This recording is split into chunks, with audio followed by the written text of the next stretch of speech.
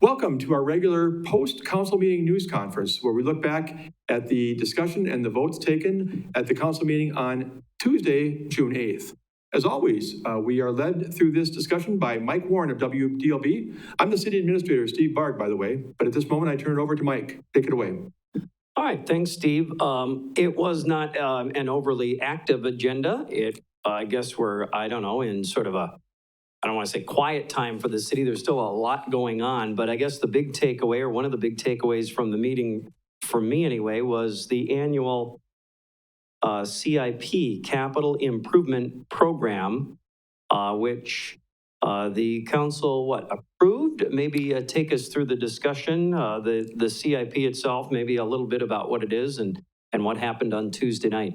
Sure, Mike. It's funny because the Capital Improvement Program discussions sometimes grow lengthy and take many meetings. Other times they go quickly. If you recall, last year we had 4 meetings on the CIP, and there was a tremendous amount of discussion about a lot of issues, including our vehicle and equipment replacement schedule. Were we getting the most out of vehicles and equipment before buying new ones? There were many other things talked about. And like I said, it went on for 4 meetings, probably a total of, 6, 7, 8 hours. I don't know.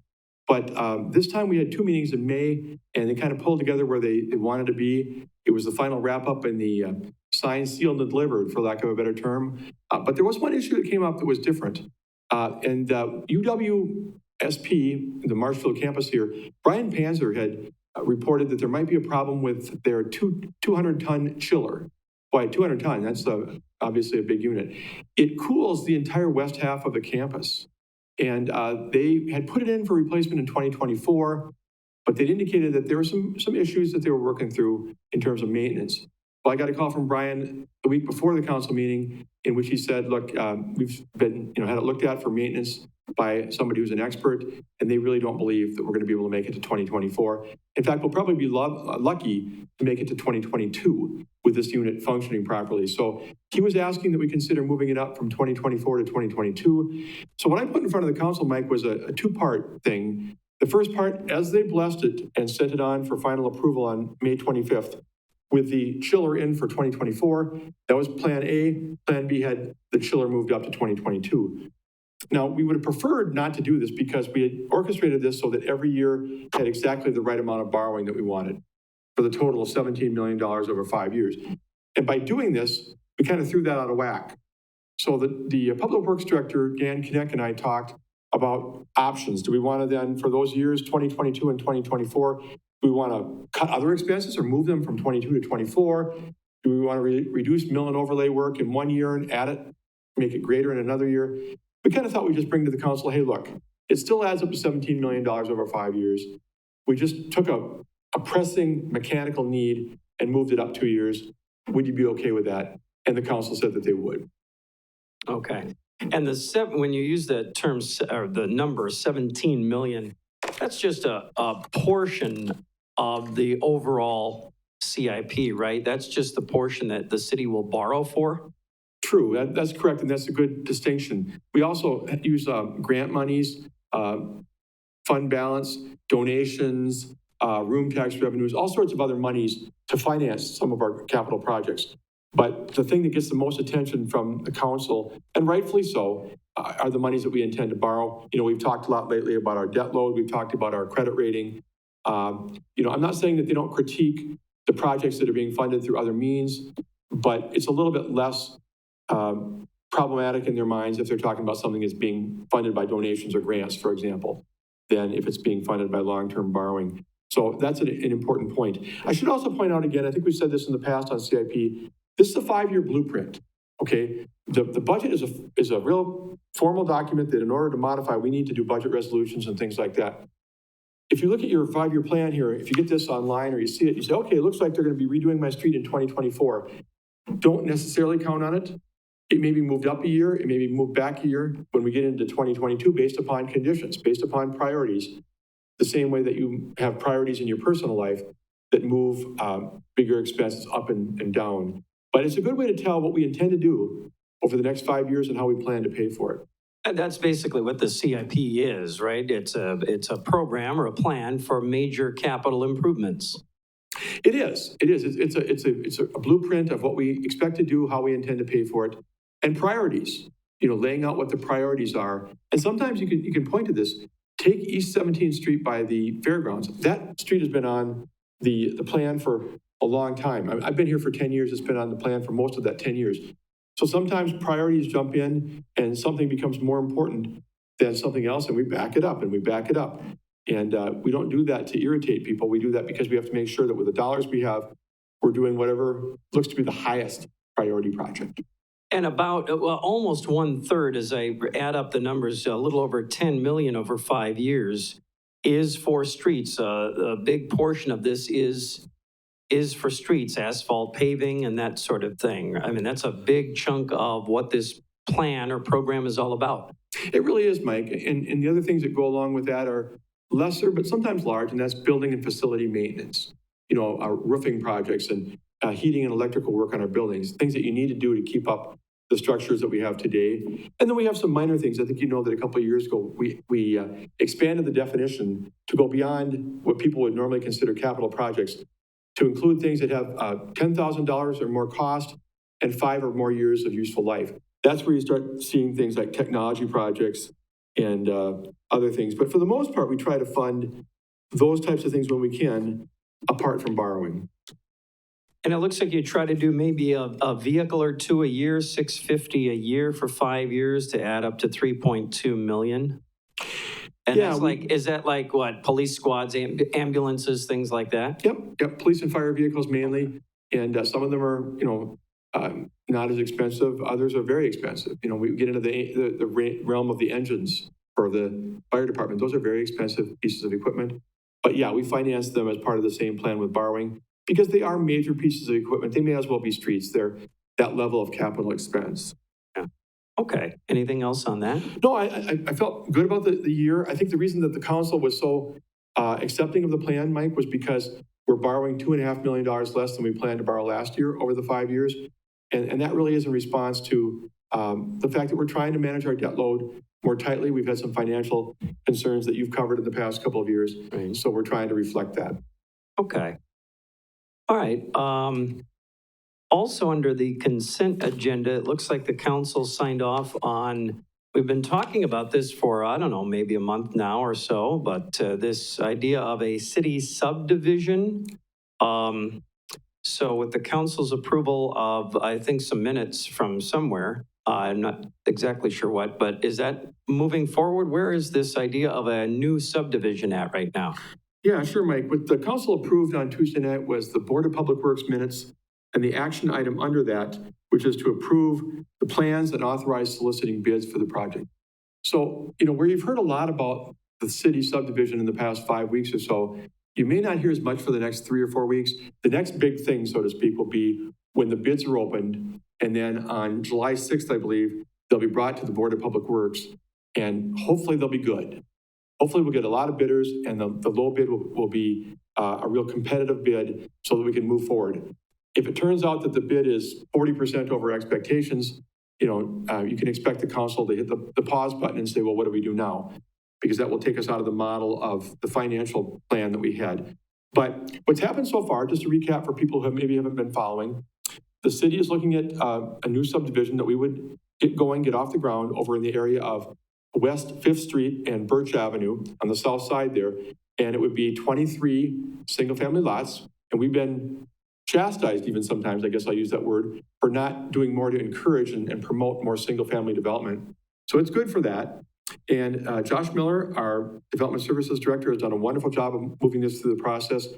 He has more than half the lots right now pre-sold. That's not, the formal final sign-off, but it's a document that they sign and agree to some things that would suggest that they want to buy one of those lots and they're willing to do it. So with that in mind, the council feels comfortable moving ahead. And like I said, right now what we're doing is bidding out what it would cost to put in the streets, sewer, water, all that stuff. And hopefully it will be within the range of what we expect that to be. That will allow us to move forward. Okay. Anything else on that one? Just to say, like I mentioned, probably be a little bit of a lull for a couple of weeks, but then we'll get the bids opened and looked at in early July. And the goal right now continues to be, the expectation is by late October, that the infrastructure will be in the ground and that we'll be actually selling lots for real. Okay. There was also council approval of a 1% adjustment to the city's pay scale. Can you talk a little bit about what that is and what, kind of impact, or I guess who it impacts or who's affected by this? Yeah, this would be for all non-represented employees. That's those who are not in one of our two unions. The fire and police unions are governed by their own contracts. They have collective bargaining every 3 years or thereabouts. But this would be for people who are not represented by a union. And this did come out of the conversations we had with the council back in May. And just to briefly recap, last year for the 2020 budget, the council budgeted a 1% across the board wage increase. But we got into May. I know you and I have talked about this before, so it's kind of repetitive for us, but maybe some people are tuning in for the first time. In May, the council, with the COVID-19 thing hanging over our heads, said, you know what? This is not the time to implement the pay increase. So what would have normally gone into effect on July 1, 2020 was stopped. And they said, look, we got financial challenges, we got a pandemic. We don't think this is the right time to be telling the world that we're giving increases in pay to our employees. So, out of the conversations held back in May, I felt led to bring it back. And actually, Councilmember Fisher said it as well. He wanted to see it come back and see if we couldn't look at a 1% increase, the same one that we would have done back in 2020, and get that in place. Now, we didn't budget for it in 2021, so we have to take it from fund balance or contingency or something of that nature. But the council did vote solidly behind it. They want to see that 1% implemented. It's an across-the-board increase in the scale. So that will happen as of July 1st. And we're working right now with HR and finance to make that happen. Now, that's one piece in our plan. I think what the council really committed to back in May, Mike, is trying to follow the plan that we adopted in 2018 to the best of their ability, obviously subject to financial constraints. And staff understands that. I mean, we're not going to stand in front of them at the podium and say, you said.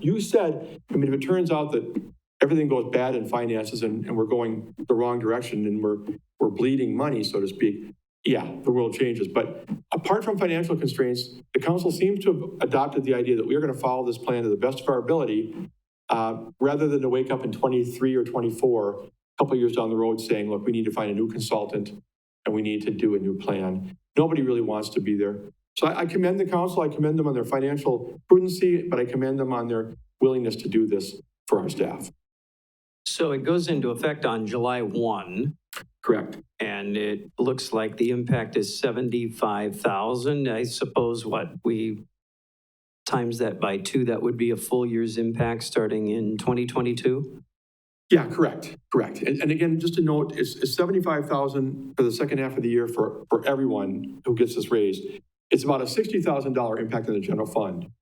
And for our viewers and people listening in here, that's because about 20% of those salaries are tied to wastewater. They're tied to emergency medical services. They're tied to something else where we pay for those services by fees collected. They're not funded through taxes. So the tax impact, essentially, the general fund budget impact is 60,000.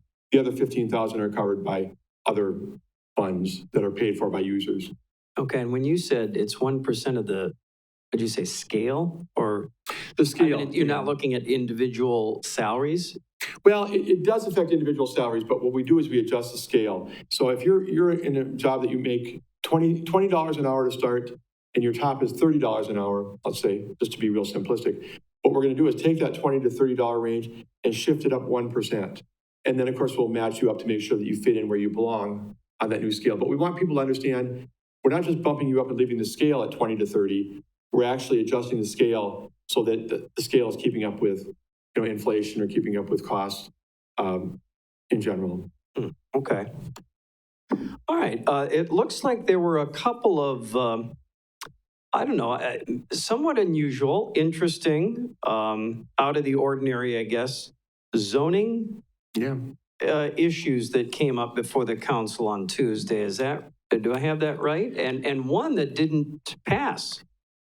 Yeah, the one that didn't pass was, it's for the property at 307 East 21st Street, down in the southeast part of town. And what this is the applicant was trying to get a property zoned from SR3 single family to 2-family, TR6 2-family residential, with the hope of perhaps, seeing a duplex built on the property. And the staff, as they always do, they look at what's going on with the surrounding properties. Would that really fit? Or would it seem out of place? And if you look at some of the stuff that came out of the staff report, staff was indicating that there really are other uses in the area that would at least suggest you could zone it for two-family. For example, the area to the east has both single and two-family. The area to the south has single-family, two-family, and a mobile home park. So, while you could make the argument that it should stay what it is, single-family, staff felt that there was at least an argument for the idea that it wouldn't be out of place to allow a two-family zoning for this parcel. The council didn't talk much about it. I think at the first meeting in late May, Mike, one or two of the members might have raised concern about whether that was appropriate. But in the end, on Tuesday night when they voted, they really didn't make comments. They're not required to make comments. They're not required to explain why they're going to vote yes or no. But it turned out to be a 5-5 tie. Well, in the old days, when we had a mayor, a 5-5 tie could have been broken by the mayor. In this case, it just died because it didn't have a majority. And it doesn't become where they talk about other things they can do. It just simply is yes or no. So that request failed. And is that something that could be brought back? Could they make the same request again? Well, there may be a time limit on that. There may be, and I guess I know some things about zoning law. I kind of came out of the planning and zoning world years ago. I think it may be possible after a year or some time period to make the request again. Maybe present some new information, maybe have some new people looking at it. That happens when people change seats on commissions and councils. But I think for at least some period of time that's not possible. I think for this point, at least for the immediate future, Mike, it just isn't going to happen. Okay. Also, there was a request to amend Chapter 18, Section 18-72. It says yard setback adjustments, and another section talking about intrusions into required yards.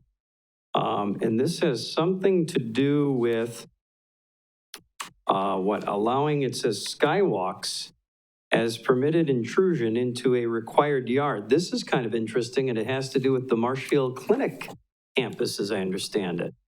Yeah, the Marshfield Clinic is looking at doing another skywalk, another skyway over to connect. In this case, it would be connecting, I believe, the east facility with the hospital. And, you think about it, you say, well, what does that affect anybody? Well, it goes over a right-of-way. There's an encroachment, so to speak. Not that we expect it to fall down or something, but it raises some issues about, what the city has rights over, and the city does have rights over its right-of-way, per se. So they needed changes to two parts of the code, one about intrusions into setbacks and another about to add skywalks and similar enclosed structures specifically to the code. That's what was being recommended by the staff. And, after some discussion, the council did vote. It wasn't unanimous, but they did vote in favor of the ordinance. And so that is now going to be considered approved. Now, that's not the end of it, because along with that, the city will have to sign some kind of a lease with the Marshfield Clinic to allow that skywalk. And, that's where you get into things like insurance and, liability if something happens to it, who's responsible. You don't expect anything bad to happen, but this is a litigation world. We all realize it all comes down to attorneys. So this lease will cover all these things, but now the lease is now possible to consider discussing and approving with a clinic because the ordinance now officially allows the use in question. Yeah, and they've had two skywalks for a number of years already. Correct. But I think those were approved under rules that, the rules have since kind of changed. Correct. With the city? Correct. We've amended the zoning code since that time, and it's a different world. And again, we want the hospital to flourish. I mean, somebody might think, are you trying to prevent the clinic from growing? And they just want to connect the hospital to the east wing. Right. It's not that we're trying to prevent them from doing something helpful to their cause. It's a matter of making sure that we dot all our I's and cross all our T's in terms of what we're responsible for. We're responsible for public rights of way. We're responsible for public improvements. In this case, a street that it goes over. So we want to make sure we're doing everything right. Okay. And that one did pass, right? It did. That was not unanimous, but it did pass. So that one is now, like I said, the next step will be trying to work on a lease with the clinic for that specific skywalk. Okay. Or basically, they're leasing, the air above this city street. Well, yeah, you I mean, are. essentially, right? It's kind of interesting. It's You kind of are, bizarre. and, without saying too much about it, because I can't talk about closed session type of conversations, but, Okay. even the fact that, is there a fee for that? What does the city get for that? Well, what does the city do? I mean, you look at it and you try and figure out what's appropriate for those types of issues, as well as just making sure that all the insurance type issues are dealt with. Okay. All right, speaking of closed session, there were 2 items on the closed session. Maybe you could just recap what they were and if there was any action taken on those? There was no action taken. In this case, I really can't discuss them. I mean, you could read what it says on the agenda. In fact, I'll do that, Okay. just so our viewers know what we're talking about today. But we went into closed session. It was really just one item, and that was under state law to review municipal court record procedure and protocol for the collection and allocation of forfeitures. But again, there's no action taken, and there really isn't anything I can report at this stage. Okay. All right. Was there anything else from the meeting that kind of stood out to you in terms of highlights or things that maybe are worth mentioning for the citizens? Yeah, I think there's one thing I'd like to mention, Mike, and that came out very early in the meeting under staff updates. Tom Laux, our communications director, let the council know that we've worked things out or figured things out, whatever the word is, to use YouTube Live for our council and committee meetings. You recall 3 months ago, we were on Facebook Live, and I was kind of at the heart of pulling back on that because there were concerns about the comments that were scrolling during the meetings and whether or not that was appropriate, and the council decided that they were uncomfortable with it. With YouTube Live, Tom has done some great work and found out that we don't need to deal with that. We'll be able to show it as another platform for people to watch our council and committee meetings without the concern of scrolling comments, interfering or disrupting the meeting. So that will be starting up fairly soon here. And it will go along with the website and channel 991 for charter subscribers, giving us 3 opportunities for people to see our meetings. And the more people see our meetings, the better. We want people. I know it came up when Facebook Live was being pulled back on. Are you trying to not be transparent? Are you trying to keep us from watching? That is truly not what we're trying to do. We want people to see. We want people to be part of city government. So YouTube Live will give just one more venue for that. And you mentioned the issue was basically what? Live comments, which I guess is what? Almost some form of violation of open meetings rules, or it's kind of a gray area where if you're getting live comments, I mean, they could actually impact debate or discussion or even action that the council is taking. Is that the concern there? Yeah, that was one of the comments that of concern that the city attorney had made. Now, theoretically, since we're not allowing council to use their phones or their tablets to be watching that kind of thing, they really shouldn't be seeing citizens commenting and saying, "Oh, you better vote for this," But it's still a concern. It's part of the record. It's part of the official record of an open meeting that somebody's sitting at home saying things. The other thing that came up is, what if there are defamatory comments? I mean, things that are literally things that we shouldn't be allowing at all. And I'm not talking about cutting into people's First Amendment rights. I'm talking about things that are potentially slanderous, whatever, those types of comments. In real time, what do you do? What do you do? And if somebody thinks Steve Barg is an idiot and they want to say Steve Barg is an idiot, well, okay. But there could be things that could get us in trouble to allow those to be actually put on the meeting and not be stopped. The other thing is, though, and I've trumpeted this a little bit, Mike, I just purely think it's disruptive. I think it's disruptive to a public meeting. Let's get the comments later. Let's find out that you think that the decision on that East 21st Street rezoning was a mistake. Great. But to see comments scrolling during the meeting, talking about those kind of things, as a viewer, I think has some drawbacks. It begins to look like a public forum rather than a city meeting. Well, and then the other point is there's an actual appropriate time on the agenda to make public comments, and that is, it says on the agenda, public comment period. And there's an actual agenda item and a time and a place for that. And it's in front of the council at the meeting. It's not on social media, I guess. And the city attorney's point at a previous meeting was you're actually now creating a forum, another forum, yeah, within another, within like a meeting or discussion within a discussion, which is probably not Yeah. appropriate. No, in fact, actually, Mike, you're doing a better job than I am of articulating the city attorney's main concern, which I think was that there's a time and a place, it's called out on the agenda, and this really kind of flies in the face of that and creates an entirely new level of public comment that's kind of hard to rein in, and it's just kind of out there. So that along with the potential of defamatory comments and the other things I said, I think the council as a whole, now I remember the discussion, I think you remember there might have been a vote where 2 or 3 council members actually said they were in favor of it. They think it's good. And truthfully, on a typical meeting, the comments might be fairly tame. We've gone through a lot of tough issues with the things that have gone on here with the mayor and the police chief and some of the real hot button issues we've dealt with. At a meeting like last night, the comments we got probably would have been pretty mild. But the fact of the matter is we don't control them. They're outside of the bounds of public comment, like you said. And, they're part of the public record. It does pose some real issues in terms of open meetings, public records, and possibly things that get us in legal trouble. And beyond some of these issues that we're now dealing with or have put behind us, kind of getting into a, somewhat quiet time for the city here during the summer months? Or are there big things on the horizon? Well, we're going to start the budget process internally at staff level here in the next couple of weeks. In fact, we really have kicked it off already. But you're right. I mean, we may see a relatively quiet summer. Anything seems quiet after the past 6 to 12 months, quite frankly. But, we'll have issues to deal with and we'll bring them forward. I know one of the things I talked to the League of Wisconsin Municipalities about the other day is getting them to come here and do a presentation on forms of government. When they decided not to have a new mayor put in place before next April, they said, we want to have somebody come to us and tell us what's the benefit of strong mayor? What's the benefit of weak mayor? What's the benefit of council manager? So that'll be one of the presentations you'll be seeing here soon. We'll always have things to talk about. It just may be not as active or as controversial as some of the things we've been through. Okay.